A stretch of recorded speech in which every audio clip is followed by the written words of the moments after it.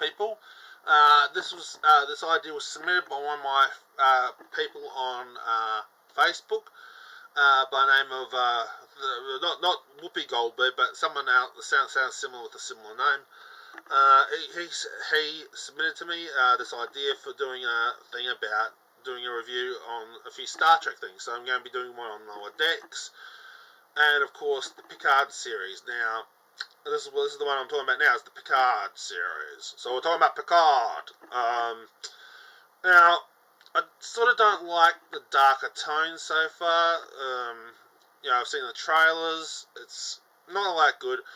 But there's one thing that they talked about on Star Trek about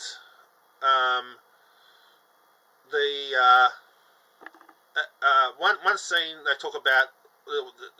People have always got a little bit of an outrage when it comes to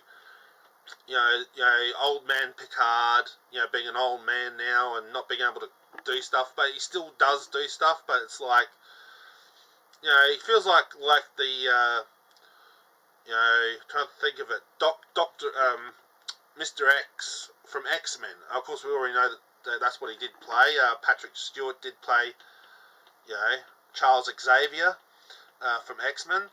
And that's what it feels like he is in this series. It feels like he's another Charles Xavier, except in the Star Trek universe. From what I've seen from the trailers and little snippets here and there. But one thing people found was controversial was 7 of 9. Now, I really love Jeri Ryan as 7 of 9. I think she's brilliant from the Star Trek Voyager series. And so there was one scene that was mainly controversial. Now, what brought this about was the episode itself, which I thought was quite nasty, was the death of a character called Icheb. Now, just for a bit of a recount, a character called Icheb, he was a guy who was a part of the Voyager team for a while, and he enlisted in Starfleet, got called away on an away mission. This alien race took him and was stripping him for Borg tech. So like all of his nanotech around his eye, his actual eyepiece, various other pieces, they were stripping him down of all of his Borg tech. Now, I don't know why they couldn't have just, not taken out like key elements like his heart or like the cybernetic implant of heart or lungs. I can't remember what was taken out from him, but whatever it was that was taken from Icheb killed him. And so 7 of 9 heard about this, and then she goes on a murderous killing spree to try and avenge the death of Icheb, because she felt that he was like a son to her, which I find, fair enough. But also there's also another scene where she also patches herself into the Borg collective and almost becomes almost like the second Borg queen.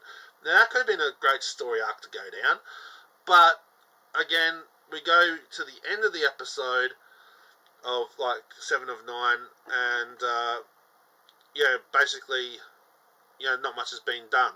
And I'm going to be playing. You'll be able to hear the audio from the episode. I might be able to show you guys a little bits and pieces, but since I don't have like a camera section here, like 2 cameras, one here, so that you guys can see what I'm seeing, or what, I'm just going to do it as is, a bit like my Doctor Who one I just did. So let's get into Star Trek. The song is by Captain Mateshield, and this is his version of the Next Generation thing.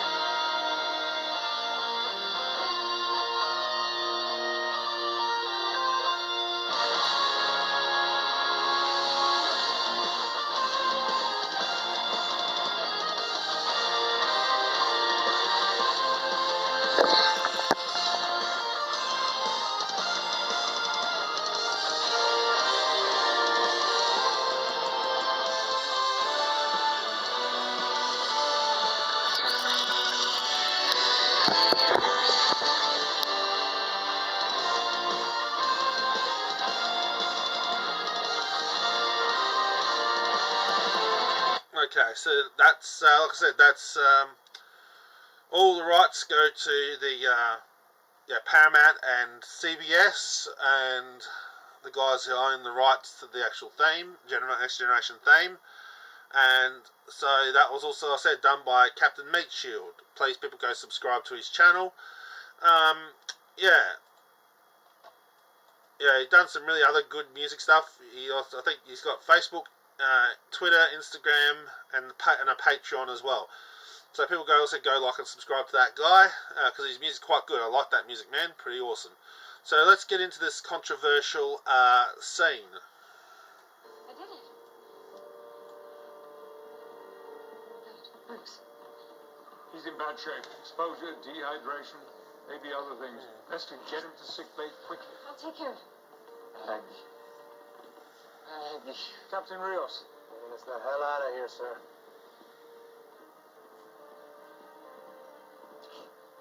I'm glad of the choice you make. It seems that a lift is the least I can offer you. Your ranger's already sent a force there for me. It should be here by now. But I will take 2 of your favors, if that's all right. The vigilante could always use a couple more. Of course. And in case you ever need a vigilante. Thank you.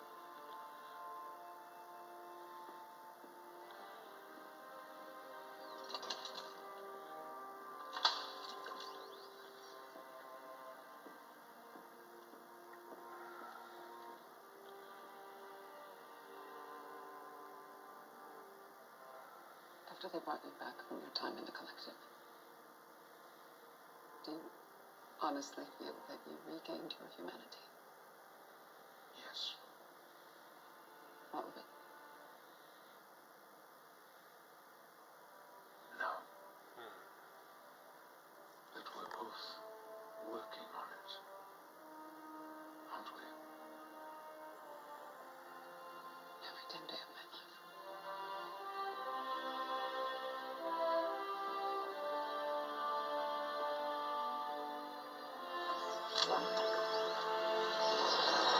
Hi.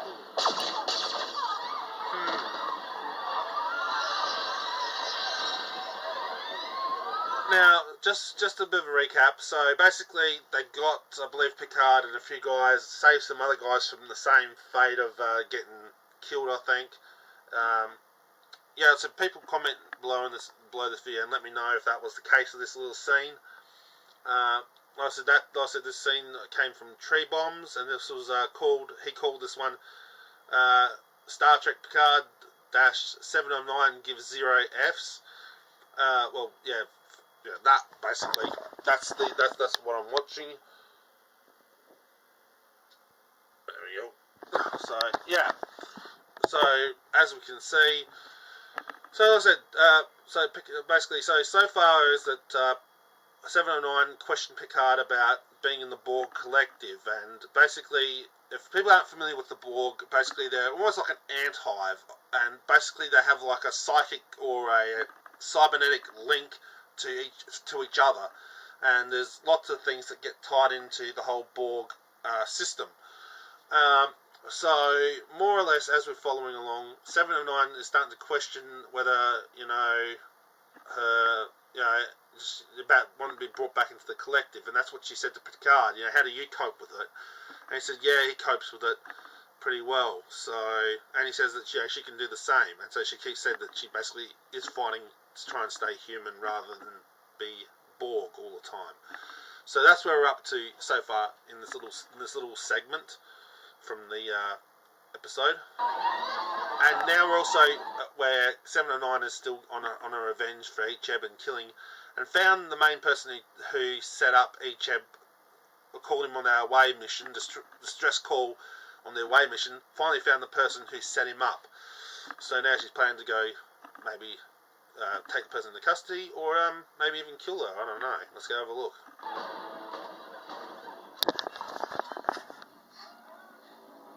Well, frankly, I was surprised when you left. I sure didn't get away out. I am.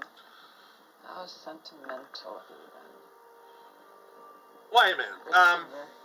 Wait a minute. How sentimental of you. hang on, is that...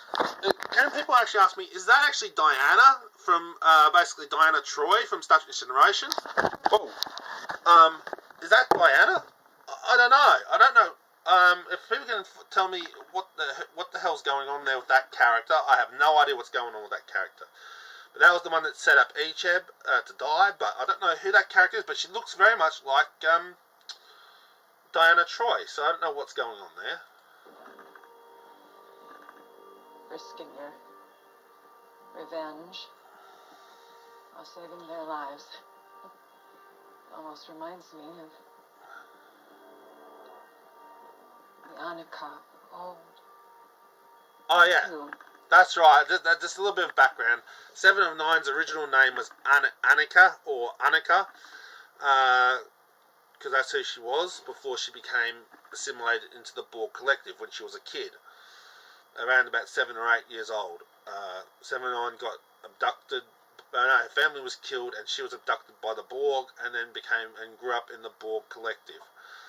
So that's a little bit of background history from Star Trek Voyager. Picard still thinks there's a place in the galaxy for mercy. I didn't want to disillusion him. Somebody out here ought to have a little hope. Like you used to have. Before I took it away from you. Something like that. Now, You're stalling. hang on. This chick, is she part Borg Queen or something? I don't know what's going on here. I really don't have no clue. 7 of 9's connection to this Diana Troy-like character. I have no idea what's going on. Jay, your second security wave will be here in less than 5 seconds. Monica.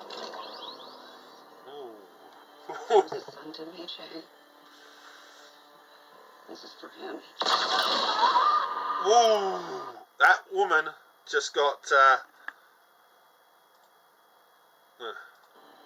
He was a son to me, Jay. Well, let me just repeat that. This is for him. Wow. Looks like she got vaporized, but then again, it looks almost like she got transported. So it could have been the fact she could have got transported before she actually got zapped. Who knows? Maybe this Diana Troy lookalike might be still alive. Who knows?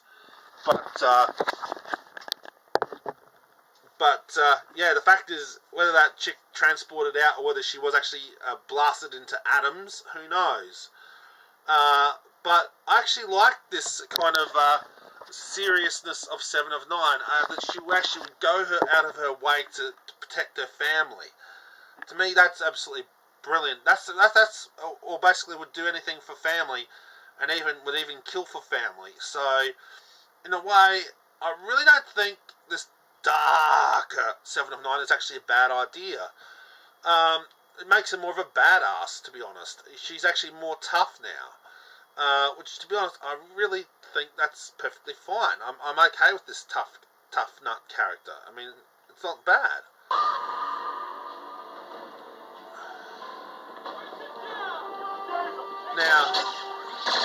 Now, here was the big issue that a lot of fans, and even some people who are gun experts, like, what the hell were they thinking when they shot this scene?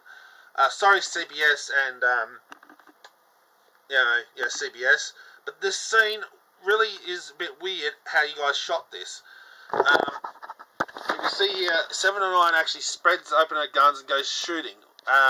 But the thing is, though, her chest here is freely open. So all we would have to do is that one of the other guards would have to make one lucky shot straight there into her chest, and boof, 7 of 9's obliterated like the pre-mentioned other character, 7 of 9.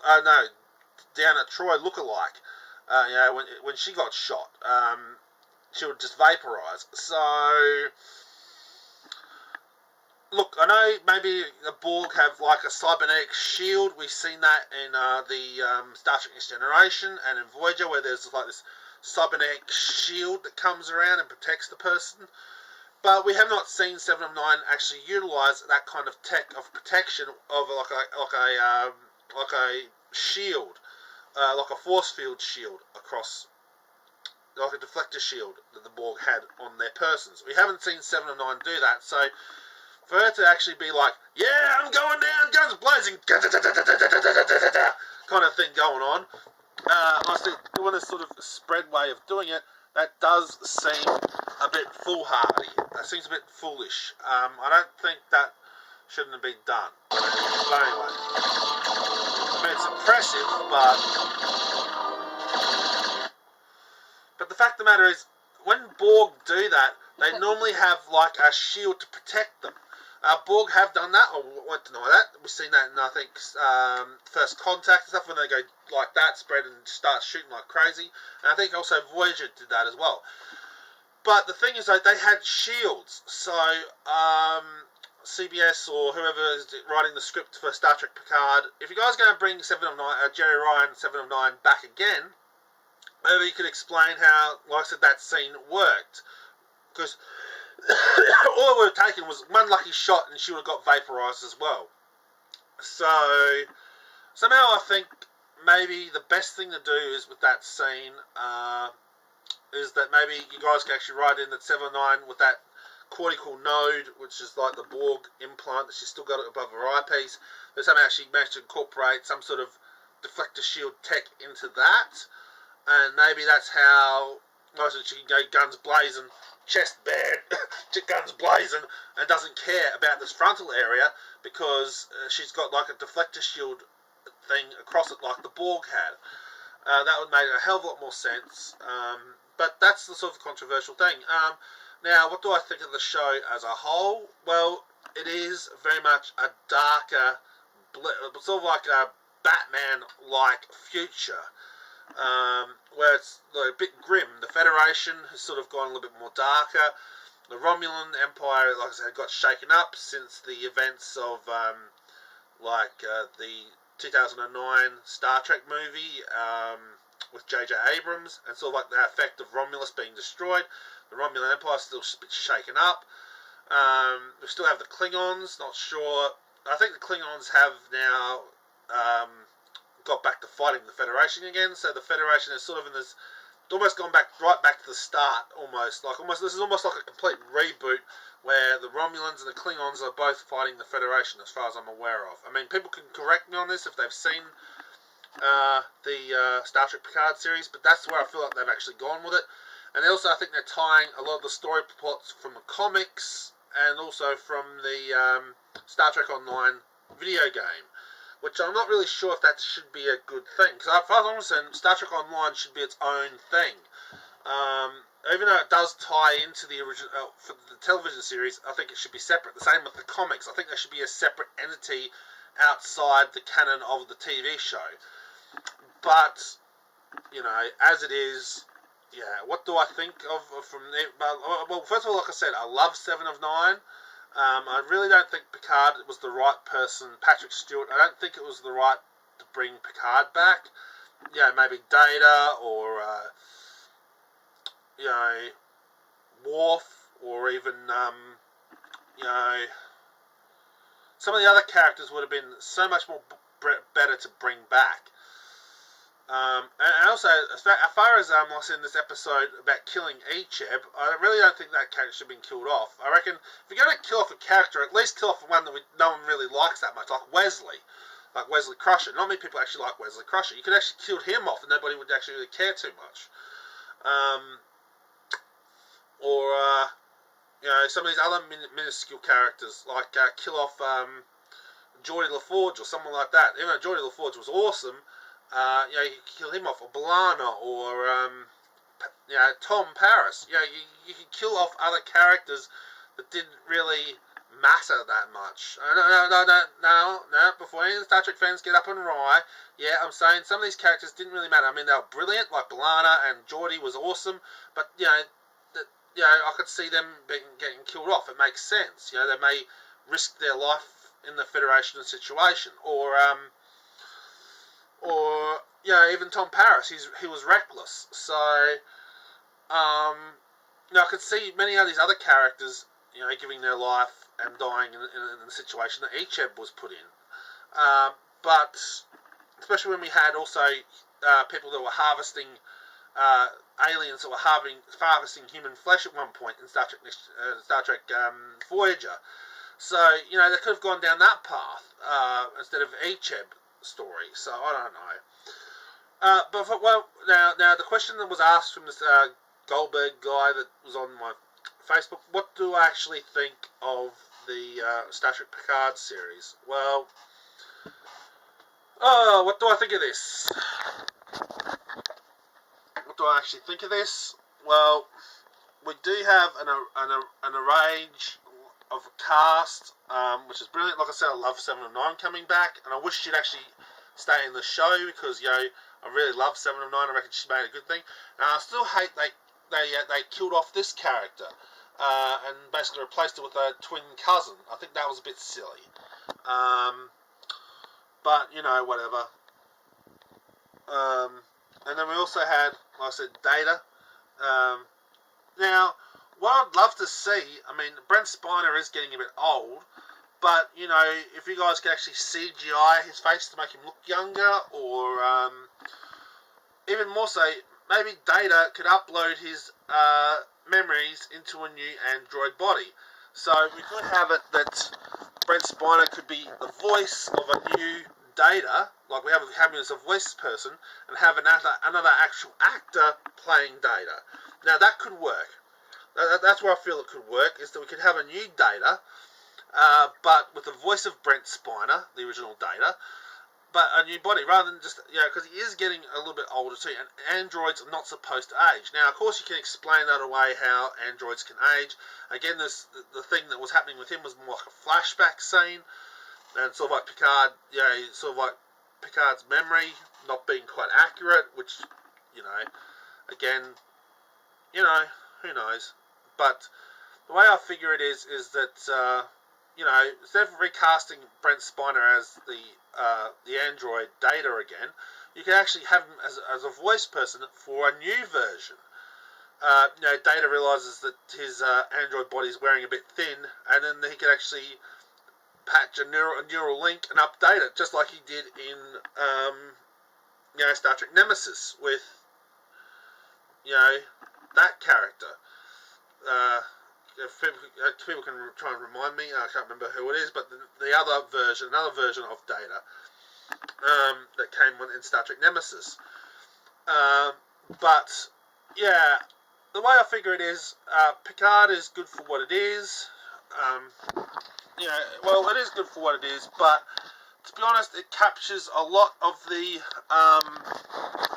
things that a lot of people did not like about the Star Trek Discovery and Star Trek Lower Decks. A lot of people do not like these things because they're dark elements. And to be honest, Star Trek Voyager and Star Trek Next Generation had actually more of a hopeful look on the future.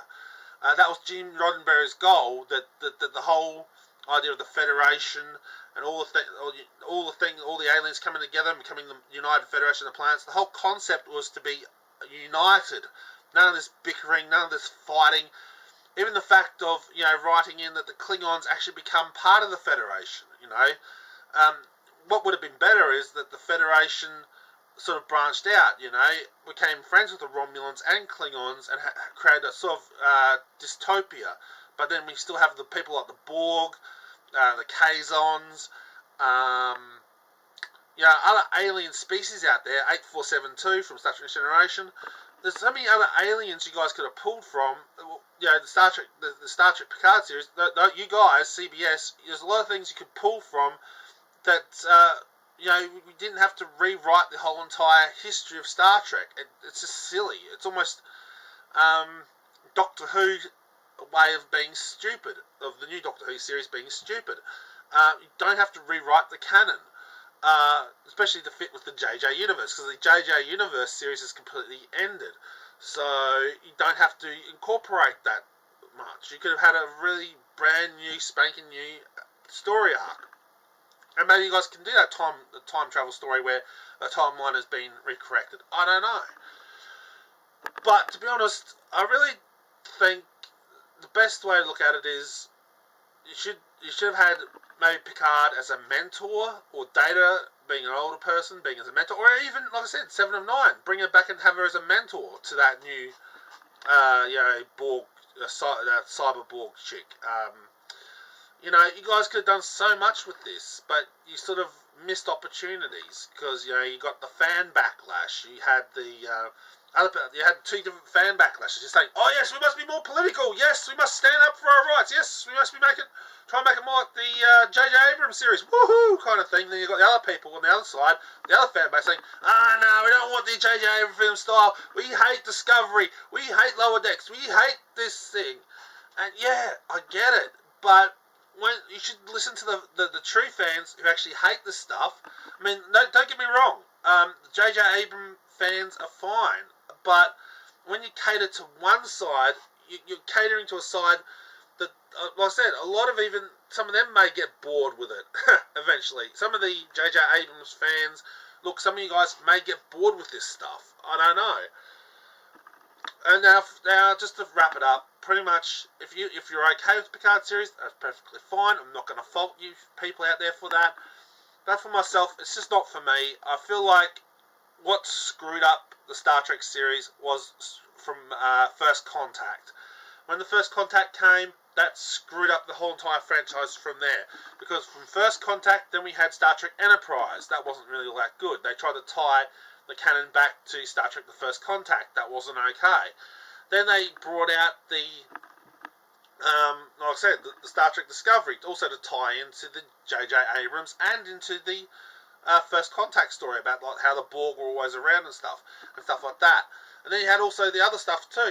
There's so many things that are tying back to Star Trek Next Generation that's actually destroyed the Next Generation, the series as a whole, because of all the events that took place in the Star Trek The First Contact movie.